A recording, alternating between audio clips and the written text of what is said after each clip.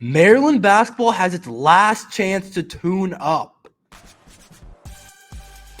You are Locked On Terps, your daily podcast on the Maryland Terps. Part of the Locked On Podcast Network, your team every day. What's up, everyone? I'm Tre Moore, video content creator for 247 Sports and InsideMarylandSports.com, and host of Locked On Terps, part of the Locked On Podcast Network, your team every day. So thank you for making us part of your day, and thank you for all the everydayers out there listening to Locked On Terps every single day. And today's episode is brought to you by FanDuel. Make every moment more. Right now, new customers get $150 in bonus bets with any winning $5 money line bet. That's $150 if your team wins. Visit FanDuel.com/locked on to get started. Maryland has to figure out everything in this game tonight against Rider. The Terps basketball are back in action and currently have looked a lot better over these last couple of games, and we're back to 500 at 3-3. And there was a point this year where everything was looking really sketchy. It was looking really concerning. And a lot of those same concerns still are there from our losses to UAB, to Davidson, and getting absolutely demolished against Villanova when we went on that 3-game losing streak. But overall, we have looked a lot better in these last 2 games, and it's important to stay on track, to continue that winning streak, to continue racking up wins, because after you take 2 losses to Davidson and UAB, you're going to need to win some games for your March Madness resume. It's important to do it. And this game is Maryland's last chance to figure things out. Their last chance to figure things out before going into Big Ten play. I know it has come fast. It feels like we just started the season. We kind of have. We're only 6 games in, but Big Ten play is basically here. On Friday, Maryland plays a very good Indiana team, an Indiana team that is 5-1, an Indiana team that's only loss has come to UConn, who's a top 4 team in the country, definitely a really talented UConn team that is a national championship type of contender. But Indiana going into this year, a lot of people think are going to be really good. They have a couple of really talented players. They have a couple of really good freshmen. They have a coach that's doing some really good things. So Indiana basketball, a lot of people thought would be a March Madness type of team and overall a really good program this year. And that game comes on Friday. And those games we're going to start to have to start building out that March Madness resume, which I think is extremely important coming down the stretch. And when we get at the end of the season, we're going to have these games are going to matter. These games that we beat in Indiana or we lose to Indiana, those games or those type of games are going to matter, especially after the slow start we had. So this Rider game is extremely important in terms of getting that last tune-up and figuring things out completely, and Kevin Willard getting a base idea of what he wants to do through basically his lineups, through all that type of stuff that you think of. All those type of things Kevin Willard should have basically figured out going into the Indiana game on Friday, because those are the ones that are huge, and those are the games that you start to really want to have, especially going into an environment like Indiana.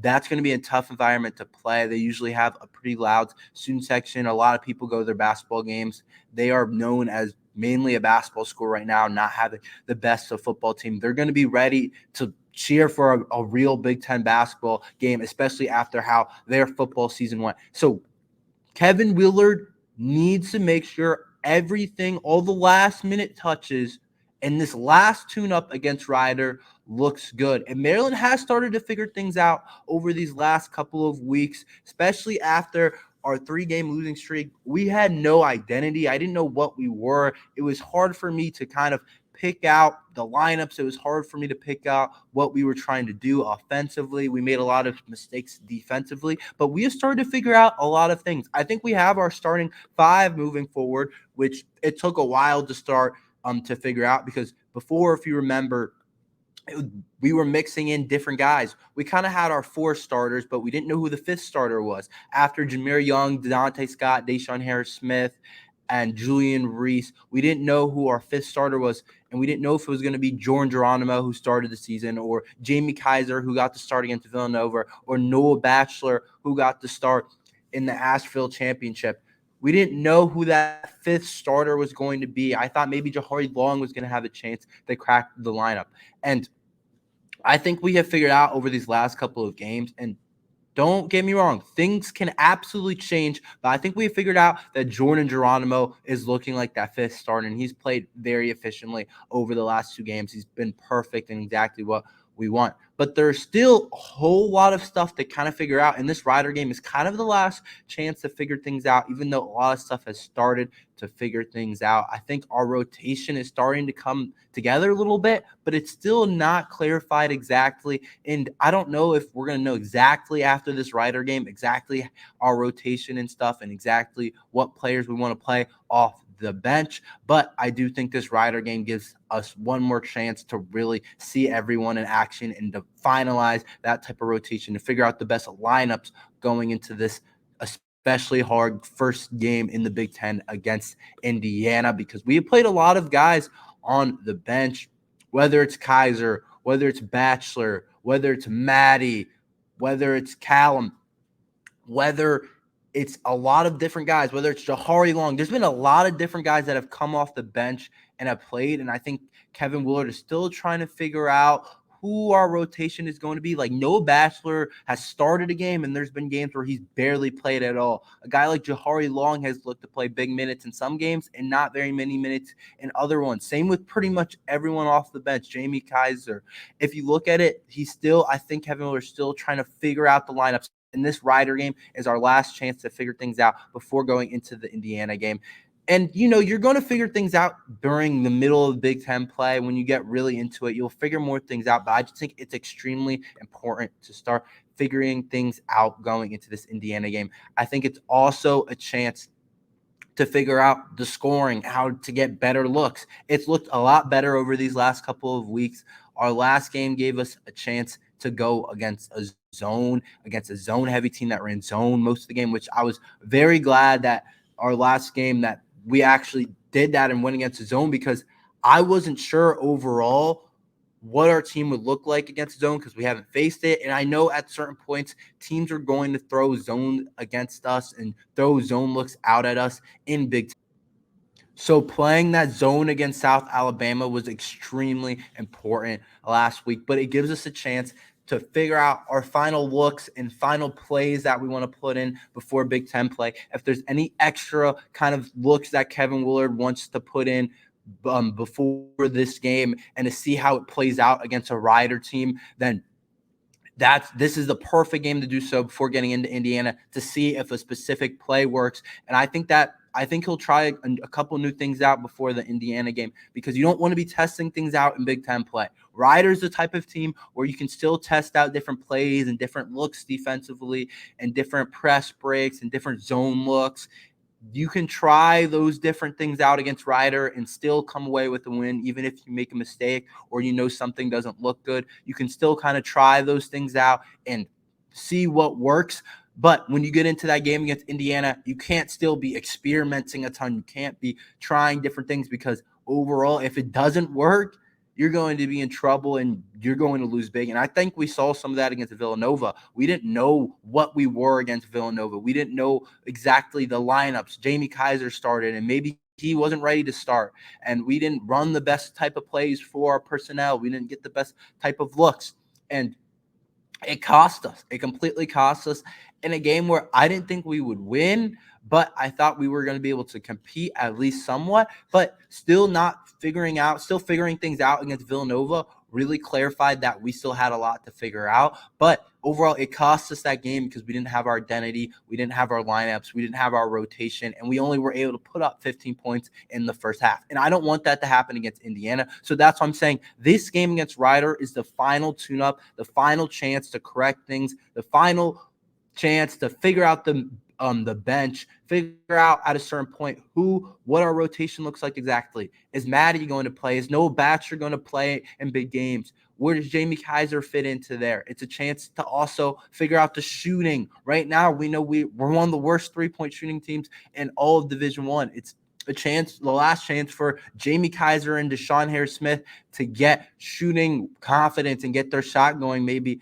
against this Rider team that we play this week. It's a chance for them to get that confidence back because we know right now they have not shot the ball well at all. So it's the final chance to figure things out, the final tune-up against this Rider team before we get into Indiana, where the games are going to become super important and imperative to start racking up and start building up a March Madness resume for the end of the season, which is ultimately the goal of the entire season. How can Maryland beat this Rider team? Do not underestimate them.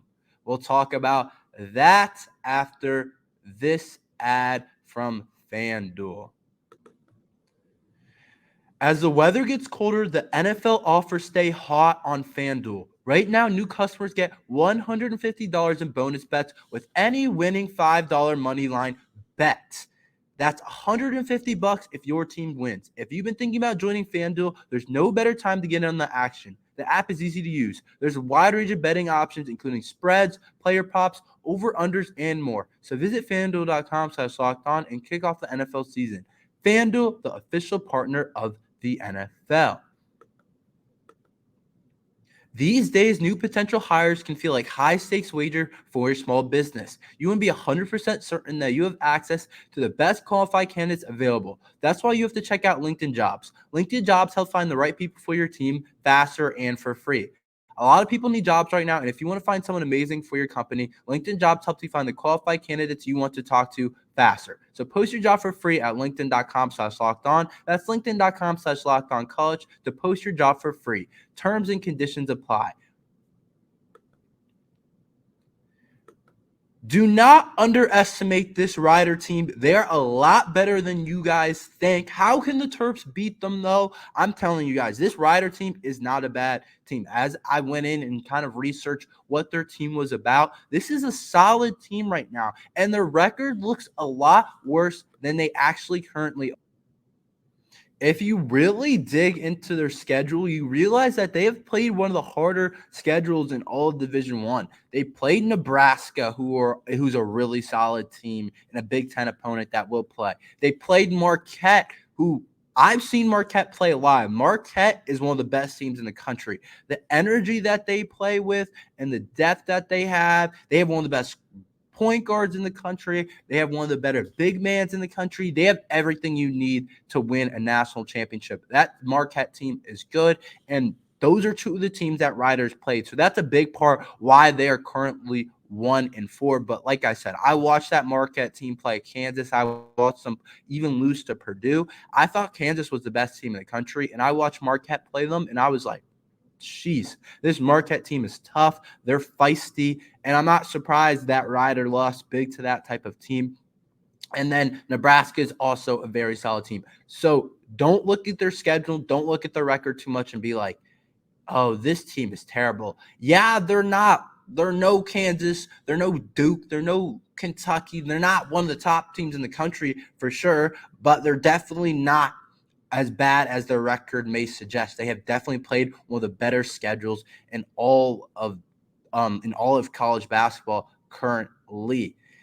And this team was actually picked to be their preseason favorite in the Metro Atlantic Athletic Conference, the conference that they are in, which is no mean a Power 5, a Big Ten, or a SEC or an ACC basketball conference, or even a Big East or anything like that. But they're still preseason favorites to win their conference. And we saw Maryland lose to a team like UAB, lose to a team like Davidson. So I don't think we have any room to look at a team and underestimate them going into a game. So as I'm telling you guys that this team is a solid team. They have some really solid players, starting with their best player, Mervyn James, senior, 6'7", best player on their team, was all conference, was player of the year last year in their conference, in the Metro Atlantic Athletic Conference and currently is averaging 15.4 points per game and 7.2 rebounds per game. So this is their key number one. How does Maryland beat Rider? It's slowing this guy down. And I expect Jordan Geronimo or Julian Reese to be on him, depending on who they want to match up with him. And I feel confident with both of those guys because those are two of our better defenders. We saw Julian Reese block like 4 shots last game.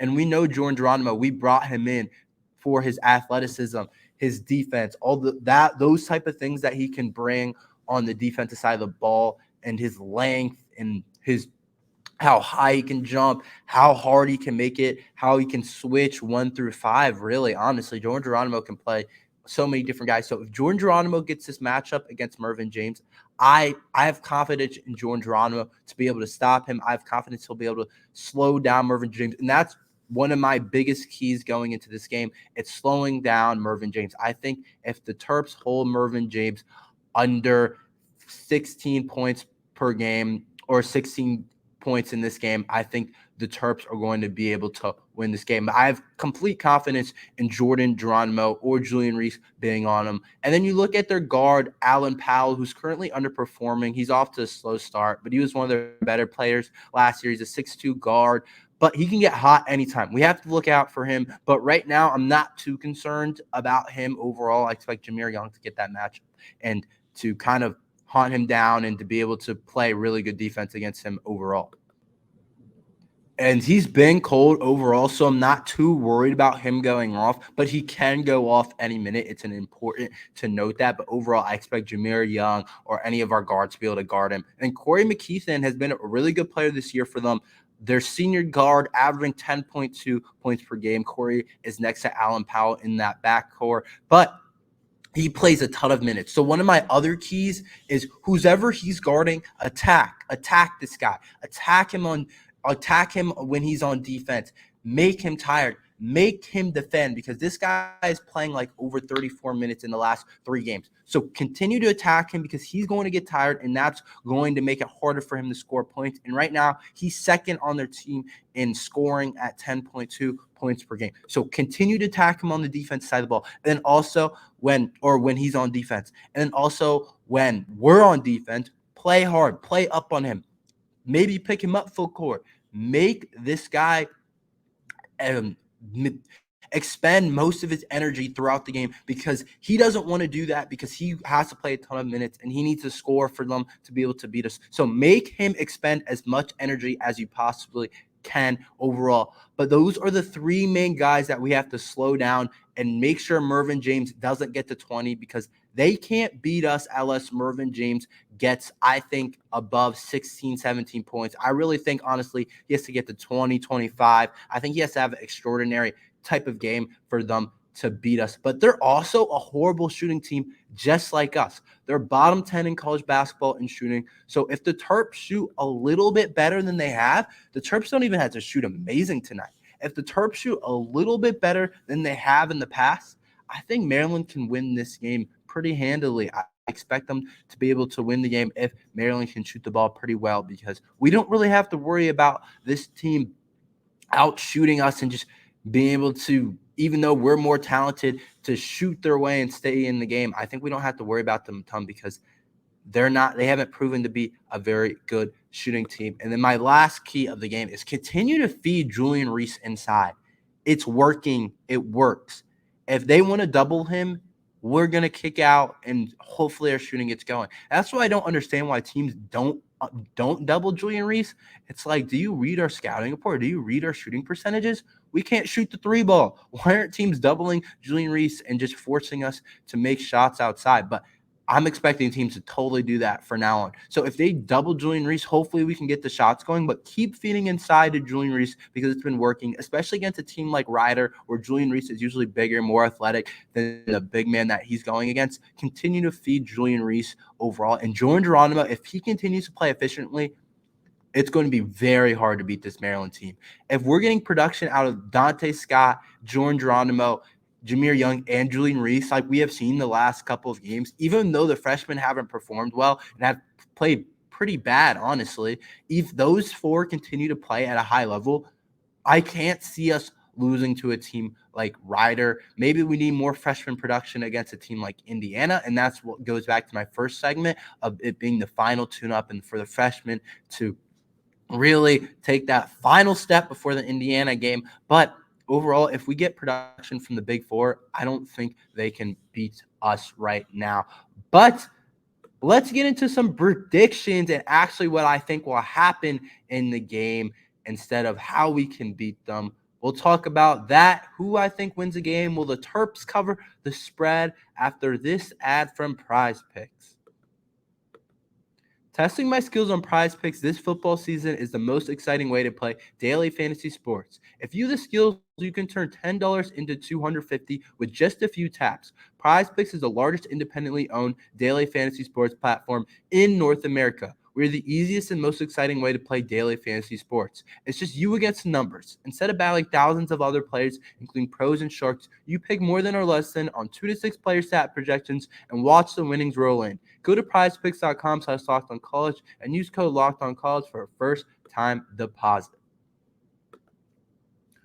The Terps will win this game for a couple of reasons. The number one reason I think that the Terps win is I don't think they match up well with us. When I think about teams that right now have a good chance of upsetting the Terps, I think about teams that shoot the ball really well, teams that can make the three-point shot. Think about what Davidson did to us. We shot 21.7 from the three-point arc, while they shot 53% from the three-point arc, which is pretty insane and a pretty big difference. They shot over 50% from the three-point arc, and we were still in the game. It was a close game, but because they shot over 50%, they were able to barely beat us, and wow, we could barely shoot the ball at all. And when I think about this Rider team, which is a solid team, like I said, preseason favorite to win in their conference, but if they're not able to shoot the ball well and not shoot the three ball over 35, 36, 37%, I can't see a world in which they beat us. Obviously, it's not impossible, but I think we're more talented. I think we're more athletic. I think we're bigger, and that's kind of how it moves when you're playing a Power 5 type of team. So I don't see them beating us if they're not able to shoot the three ball well. So number one, that's the number one reason I think that the Terps win this game. I think that this Rider team does not match up well against us. And I don't think they have enough scoring overall against us. If we look again, Maryland's biggest weakness so far, when we put up 15 points against Villanova in the first half and we could barely score and only 40 in the entire game. You look at the Terps over their stretch against UAB and Davidson, and even over these last couple games, we've had trouble scoring at times, and we don't have a lot of scoring at times, it looks like, even though it's picked up big time over the last couple of games. But Rider doesn't really have big scoring either. They have 2 guys in double figures right now, while Maryland has 3 guys in double figures, while Maryland also has 4 guys that have more points, averaging Maryland's 4th leading scorer averages more than Rider's 3rd leading scorer. So I look at it and I say, I don't think Rider has the guys, the dogs, and the scoring ability to be able to outscore us overall. And I don't think they can beat us at our own game. I think Maryland's game right now is playing tough, playing hard, playing strong defense, get to the basket with Jameer Young, feed it inside into Julian Reese. I don't think they can beat us at our own game. So I don't think they have enough scoring around themselves. I don't think they have enough scoring options to be able to beat us. But like I said in the second segment, I think we have the defenders to stop their best player. Geronimo's strength as a player is defense, and Mervyn James can be slowed down. So right now, I think we have the guys to be able to defend their best player, their leading scorer, and they don't have very much scoring already outside of it. So that's a big reason why I think that the Terps win this game. And I think that the Terps cover the spread. The spread, I think, is kind of relatively low, kind of than what you would expect. I mean, it's still a pretty big spread, but 16.5 is the current spread on FanDuel. And I think the Terps cover the spread and win this game. I just don't see enough scoring options. I don't see enough three-point shooting, and I think the Terps can take advantage inside. I think Jameer Young's going to be able to get to the basket and do some good things. I overall just think this Maryland team matches up really well with this Rider team, unlike I thought Maryland matched up well against Davidson or even against UMBC. UMBC was one of the top three-point shooting teams in the country. So I thought Maryland didn't match up well against them. But against this Rider team, I think Maryland matches up pretty well. That's all we have for today. Thank you for listening to Locked On Terps. Make sure you like and subscribe if you're a Maryland Terrapin fans. We're here every day talking Maryland football and basketball. Hopefully we win tonight. But thank you for listening to Locked On Terps.